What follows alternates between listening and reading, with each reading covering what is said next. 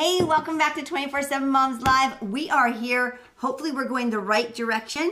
If you tried to tune in last Friday and watch us or saw the video we posted for about an hour or so that was up live, we were like upside down and we were like crazy, like looking like cartoon characters. It was such a bummer and we're really sorry. We were in Kalispell, Montana, being with some dear friends and people that we do a lot of compassionate ministry work with, and we just wanted to show you a little bit about Kalispell and how pretty it is and talk outside for just a few minutes to say hi. And then when we posted it, we walked away and then we walked into a room where there was a bunch of people and they were all telling us we were upside down. We're like, what? We're upside down? So we quickly deleted it off because it made no sense in leaving it up there when you couldn't even watch it. And none of that was really fuzzy and in and out. But when we were taping, it didn't look upside down. It looked fine. It looked normal. Yeah. Anyway. So sorry about that. So we did try to go live on site, but it didn't work. So here we are, back Monday morning, back home. We took a flight yesterday home. Okay, so we like to take this really killer early morning flight back out of Montana because it gets us home here back with our kids quickly. So we were taking a 6 a.m. flight, which meant getting up at 3:30 in the morning.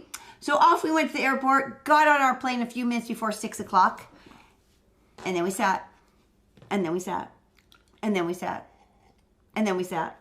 And what happened was when we woke up that morning, there was just a very slight dusting of snow, and I mean slight. Well, but you got to remember it had been off and on all day and night. Little bits of rain, snow, little sleet. Right. But nothing big. Nothing big. But it's Montana.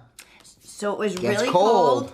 And that little bit of snow froze onto the plane. Because, you know, the Montana airport is very tiny. And so those planes probably were just sitting there waiting for us. They aren't like flying in and out. They flew in that night before. Right. And so they sat all night in the freezing cold. The snow got on them and then it froze.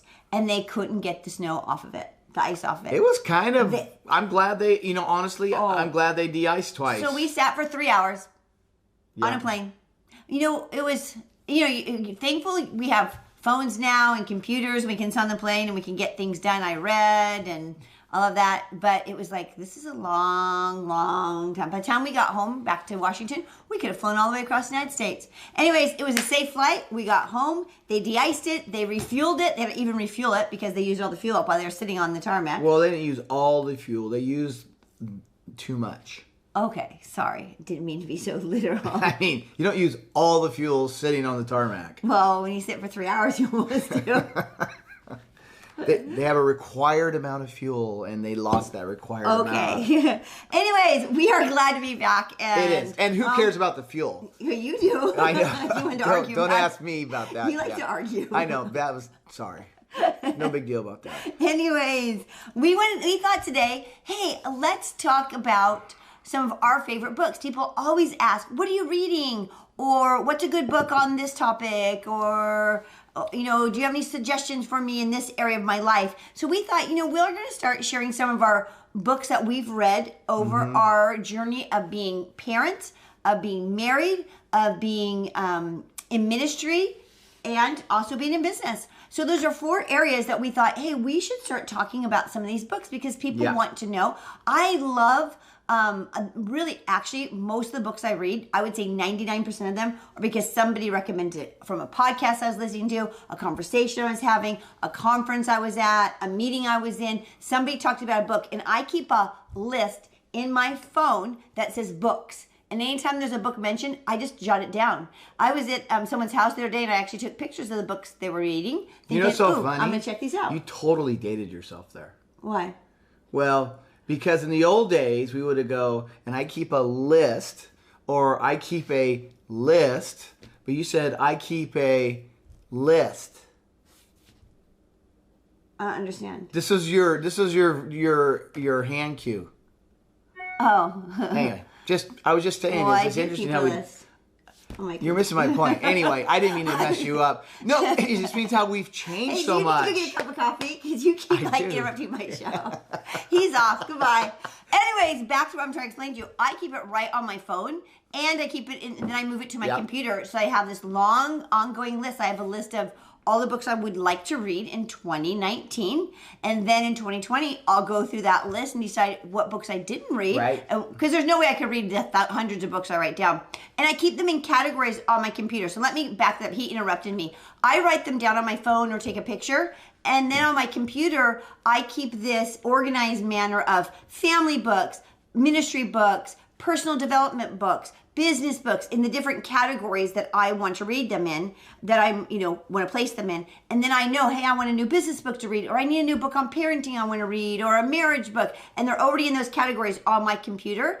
And then when I go through it, I start looking them up and decide, oh, do I really want to read that book? I read the reviews and stuff on it.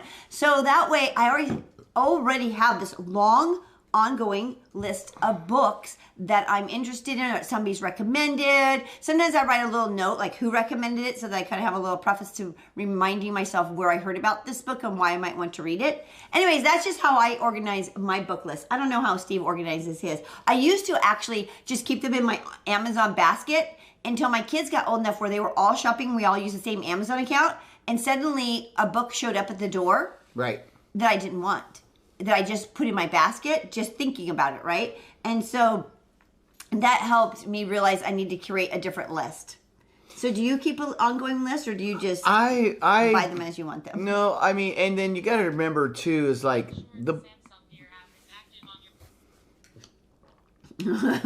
Sorry, my watch started talking to me. I read so many books just like you do. So like as we share our list, this isn't like the official epitome of the ultimate books we've ever read. This is really kind of just what we've worked through recently and what we're learning and growing. Well, that's what he would say. I wouldn't say these are recent books. I pulled out some books that I've read a long time ago that helped me along my mom journey when my kids were even little. Yeah. And so they aren't necessarily recent books that we're going to be talking about. Right. I have one like that, and I have a new one, and then I had one that you can find a book about anything. Okay, great. Why don't you start then? Okay. So which one do you want me to go with? I don't know. Okay. I don't know anything about your books. I never looked at your pile. Let me tell you about, I have a good friend named Rich Wilkerson, and he just wrote this book called I Choose Honor. Now, Rich is a very good friend of mine. He was Steve's youth pastor. He was my youth pastor, and he beat me up, and You don't need to pull up that every book. Yeah, I know. But the book I Choose Honor is just a great read about when you honor things in your life, good things happen. And learn to be a person that gives respect. And that's the thing people are looking for these days. It's just people to give respect and just say, hey, I see you and I acknowledge you. Right. And that level of mutual respect. And people don't have that. And he really talks about that how he chooses honor. And how we choose honor in different areas. Like he talks about how you choose honor in taking care of the earth. How you choose honor in taking care of the poor. I mean, what do we do with all these homeless people in the urban city centers of the United States is a big deal. Yeah. Then you have all the poor throughout the world. But how do we address that? How do we be responsible about that? And he talks about that. And it's really cool because Rich, if you knew my old youth pastor, he's quite the storyteller. And he always brings a great point with a great story. And that's how we learn through stories. So I encourage you to get this. It's just out on Amazon. And it's a great book to read like in a group study or with friends. And you need like a book club. This would be one where you could really get a lot of content out of. And it's for both women and men, right? It's women and men. Hey, when you say choose honor, you kind of think of a male type thing, but he's really not talking about that. Right. Anyway, good book. Okay, so the first book I'm going to talk about is, as you can tell, this is a very old book of mine. It's been on my shelf for many years. Back when my oldest children were little, I found this book, and this is by Kathy Peel, and that's P-E-E-L, and it is called The Family Manager. And I believe that she's reinvented this book and has a new cover and everything on it. This is back in the day when we wanted everything to look like a magazine cover, and she created it to look like that. Anyways, this is probably one of my first go-to how to manage my family books. And I probably got this book shortly after Savannah, our third one, came into our life. I was going to look and see when it was even copyrighted. And what it is is it is a book that really basically makes you understand that you're running a small business in your family. Like to look at your home Right. and consider it your business, and that you're the manager of it. You're the CEO of it. You're the creative, my husband likes to say I'm the CFO, the creative family officer, and that you are in charge of this little world, and you can look at it like that and begin treating it that way, right? Right. And so managing everything from your time to your home and the property that you own, to managing the little people in your home, and how will you organize that. And so I just really loved that she focuses on it more like it's a small business, and not that you're going to create a business out of your children or a business, but looking at it as that it's that important that you're Right. running this and that you can manage it in the same ways. And I loved it. And there's so many things that we began doing as a family, like family meetings. We would hold a family meeting, just like if you had a staff, you would hold a staff meeting, right? So when our kids were little, we'd gather around the table, we would talk about chores, we'd talk about dinner meal ideas, things that they were needing, you know, if they ran out of toothpaste or whatever, we'd have this little meeting, right? Your phones or whatever is freaking out, so take it off and toss it. I don't know why it's doing that. Just take Go it off ahead. and toss it. Okay. Anyways, this is a great book. And she goes on everything from food, time, your home, your property, relationships, everything, how to manage that all into a world. And I just really encourage you to find a good book on home organization or something that will help you kind of just kickstart you into that philosophy. What I also like is she also talks about your managing style. So how you operate as a person and how will you manage your home is also part of that. Sounds like we're ready for how to be a 24/7 mom. Oh yeah, someday there's gonna be a book out. I think there needs to be a book sooner than later, actually. Okay, so that's my first one. Well, first we're gonna do courses. Okay, so that's the Family Manager. So check out the book, Family Manager. Okay, this next book, and I'm only going to do 3 books today because I want to hit just a couple ideas.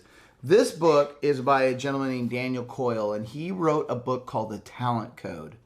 And this is a second book that went along with it called The Little Book of Talent.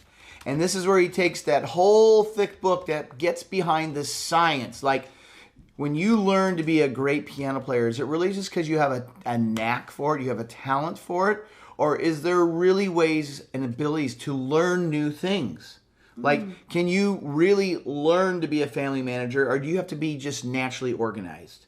You know, No, you can learn to be a Family Manager. that's my point. And in order to do that, that's a talent. So how do you grow a talent? And this is a really interesting thing because it bases some science and some data. This would be people a little bit that like to know the reasons, way things work. Well, how does your talent work? If you want to do something, how does your brain get yourself to do it? Right. And this talks about it, and it gives you like, I like it because it's 52 tips for improving your skills. It's all about skill improving Right. and how to get to do what you want to do. So I'm slightly confused because you asked the question if like you were like a natural family organizer, whatever that comes. But if it's a talent, is a talent like something that you are gifted at or that you can easily do?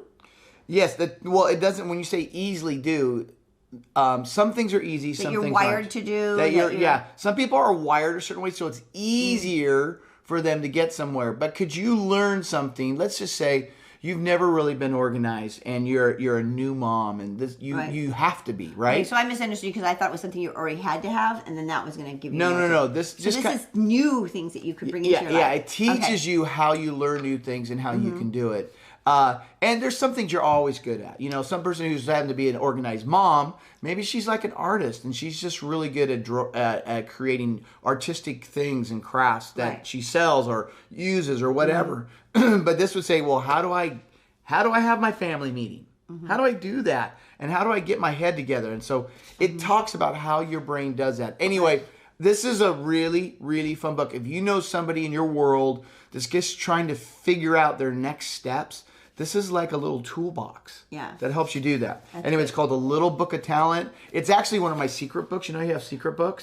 Well, it's not a secret anymore because I know. out there on I the gave you my secret away. Wide But web this, today. this book is like if Perfect. I need to do a really important talk but it's like short, sweet, and spicy, where I got He like steals it out of the book.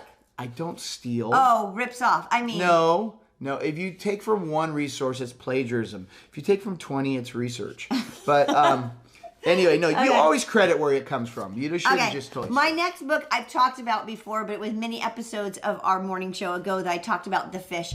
And I love this book for two reasons. One, not only is it a book that is good for business, small businesses, or in your workplace, whatever, it's a great book for that. But secondly, it's great for family. It's great for everyday relationships. So this book is adaptable. The philosophy of this book is adaptable into every situation, I believe, in your life. So this could be great if you have a family and you have these children and these little beings that run around your house to teach them this philosophy. Or if you are in the workplace or you own a business and you have a team that you work with, this is a great philosophy to begin. I've been trying to instill it in our restaurant. When I was working there a little bit, I tried to use this as our philosophy, as our behavioral values. And that's what I would say this is. This is your behavioral values that you can implement in any part of your life, your home, your ministry, your workplace, your friendships, whatever. And the reason why is because there's just 4 pieces to it. And one is choose your attitude.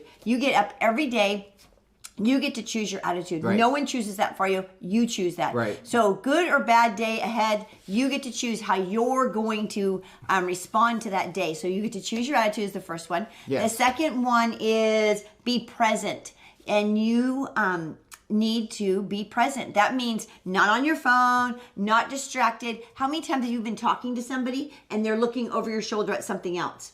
They're not present, right? They're not paying attention. How many times have you been telling somebody something in this big story and then all of a sudden they just blurt out something and you're like, that has nothing to do with what I'm talking about. What? Or they start telling you something and you're like, I just told you that. So they weren't present, right? Right. And that's hurtful. That's painful. So teaching your children or those on your team how to be present with one another. Think about and if you engaged. can get your children to be present in conversations where they recognize that at this moment, point in time, they're talking to Yeah. this person, that they engage completely with them. Right. The third piece of the philosophy is make their day. How can you go about your life and make somebody's day? Is that just letting somebody at the grocery store in front of you because they have only 2 items and you have a basket full of stuff and so you figure let them go first? Is that just saying hello to somebody, Right. complimenting them on their shirt? Or is that teaching your kids to what chore could they do for their sibling to Right. make their day? How can you make someone's day? Remember, we have to model these to our children too, right? So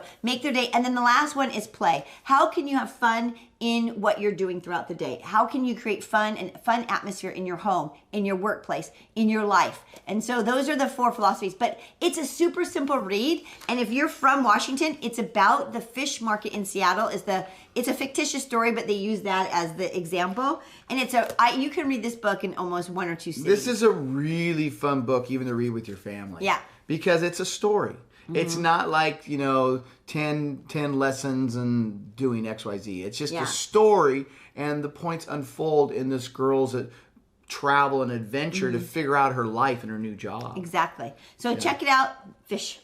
That is a good read. Yep. Really Okay, good read. your turn. So I was a young pastor and working, and I had to figure little out children. little children, And a wife. and all of a sudden we got the opportunity to build our own house. Mm-hmm. And I would say I'm handy, but I'm not like gifted where I can just like go make stuff. No, but what you're good at is you're a learner. Yeah, I'm a So good. you're I'm- good at learning and studying and researching and Right. finding out how to do something. Right. Even if you aren't, it's not your natural. Yes, I could be ability. resourceful and a good learner. That's a good way to say it. So I'm thinking, I started looking everywhere like, well, how do I build a house? I mean, the thing I get from people more than anything in part of our development property company, and you dads would like know this, and even moms that are out there in the building industry, very rare. But there's some. There's girls. I know a I've couple met girls. some really great contractor ladies, and I work with a lot of great ladies in the lumber industry too. Mm-hmm. But there's nothing out there that really tells you. And so the thing is, well, but what do I do? Like, it's so big and lost. So literally, this is the book I found. Be your own house contractor. That's a great resource because I can't tell you how many people I have come up to me and say, I want to build my own house. I want to build, but I don't know how. Save 25% without lifting the hammer. And you know what I tell people? They talk to me and they talk to me about building, and I tell them the best tool I have in my toolbox, and I hold up my phone. is my phone. So the point is that you can find anything you need to find to do something if you look hard enough. Right. And this has become a definitive work for me. I mean, I need to write the guy because I thought he did a great job with this as I'm developing a system for people to help learn to build their own house and product. One of my courses coming up. Okay. But I took a lot of information off of that, like how to put a list together. But not only did you get a book, you got mentors in your life. Oh yeah, this built was just the start. Right. Our first house, actual mentor of ours helped us build our first house. He did. And he walked us through it, and he obviously did the hard parts of it, but he told us, you need to go in there and you need to clean, you need to paint, you need to do this, you need to do that. And so we had our little task list and we went for it, and we got people around us that Well, knew what and they were here's a doing. perfect situation where I'm not necessarily talented to build, but yet I can build. Right. You know, and it's just one part of my life. And that's where I really believe, you know, like you'll hear me, I do some videos during the day about some of the projects that we're doing. And I always end my project with this: you can do this. If I can do this, you can do this. Hashtag find your life. Hashtag find your life. Yeah, if you don't follow my husband, you should follow him on Facebook because he does make some videos. Even though we like to tease him about his videos, he does make some videos, and they're interesting. I watch them, so they're usually in action, like what's happening out on the job. So they're fun to watch. A lot of people like to know, you know, you see a huge apartment complex. Well, how the heck did that all happen? Yeah. Well, we'll show you how it happens. Yeah. Okay, the last book I'm going to share real quickly is this book has been around, I think, as long as my children have been in school. Actually, I know that for sure that's a because great book. It's called The Way They Learn, and it's by Cynthia Tobias. I have personally been to her seminar on this. I actually have had her, when I was the PTA president or whatever of my kids' school, I had her come and share back before she was big and famous. Now she's big and famous. But anyways, this is a great book. And the reason why this is a good book is it helps you to understand how your children learn. Some kids learn auditorily, how do you say it? Auditorily? Yeah. No, by auditory, right? Some are kinesthetic. And then the last one is visual. So kids are one of those three ways you learn. And you might be strong in two of those areas, but typically you're really strong in one. I tend to be a better visual and auditory learner.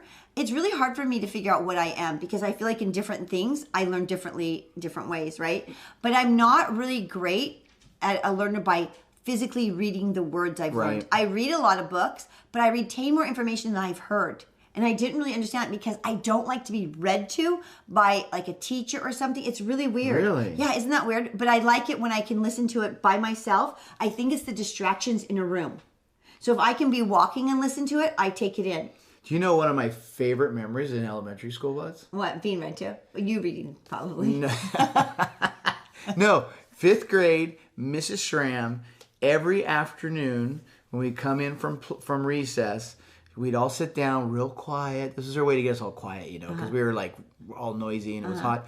And she would read us Willy Wonka on the Chocolate Oh, I Factory. remember listening to that story as a child. Yeah, well, she read a chapter to us every day. And it was like I was there. Did she read James and the Giant Peach too? I don't know why teachers read that too. No, she didn't. Sorry, you missed out on that book.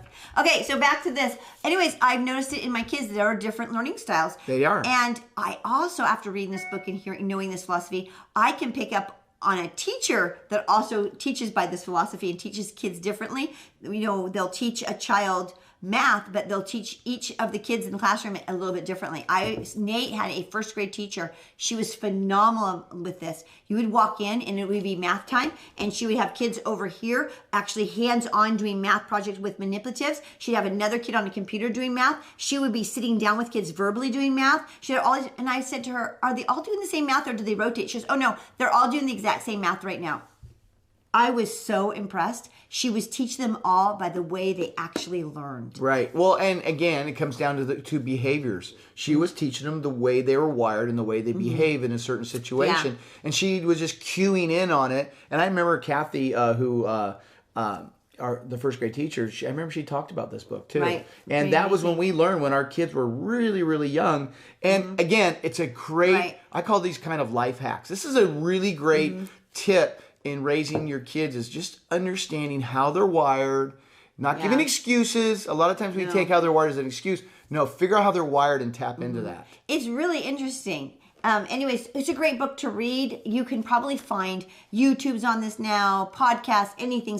So if you're an auditory learner, you can probably find other resources to tap into to understand the way your kids learn. Yeah. But like Caleb, our child that has quite a few learning disabilities, he's an auditory learner. And so when he was little, I always had CDs going in the car, stories on CDs, so that because he couldn't read as well, at least he was getting that story, that information. Right. And then we would talk about it, and he could practically tell you back the story word for word. When he was little, he could tell you exactly where on the CD he wanted to start a story. And now he listens to a lot of YouTubes and different things to gather information and news stories and stuff. And he's always saying, Mom, do you want to hear another story? Do you want to hear another story? That a newsworthy story that he listened to. But here's the interesting thing about Caleb, because we've been working on this too, is that he can be an auditory learner, but at the end of the day, you do need to have a little bit of a talent for reading. Well, I'm not saying that. I didn't say that. No, I know, but I was so impressed the other day when I talked to him is that I was helping him with some homework, and I made him read the homework. It was interpreting a story. I made him read the story, and I was very impressed that he is starting. He's that part of his brain is developing and growing because we've been force feeding it. So we learn through his natural knack, which is auditory. Right. But he also has to have the ability to do things that aren't natural, but is necessary in his life. I agree with that. And so anyway, but anyways, that book really this is a goes great into book. that. So check out this book as well. Okay, those are our books, our favorite books for today. We have lots of favorite books. So stay tuned. Over the course of these shows, we'll share with you other books that we are interested in. We'd love to hear what books you're interested in because like I said, I like to write them on lists and keep track of other books in case I need a new book to read. And send us your comments. Let us know what's going on in your world or what are some things in your family that you're working through. Before we end the show, I need to remind you that we only have 2 more sleeps. That means I go to sleep tonight and I go to sleep tomorrow night. And when I wake up that next day is our big Mama Survive Summer giveaway event. You do not want to miss it. We are going to be giving away all kinds of products and fun things that we think moms want to know about. Wednesday at 6 p.m. Pacific Standard Time.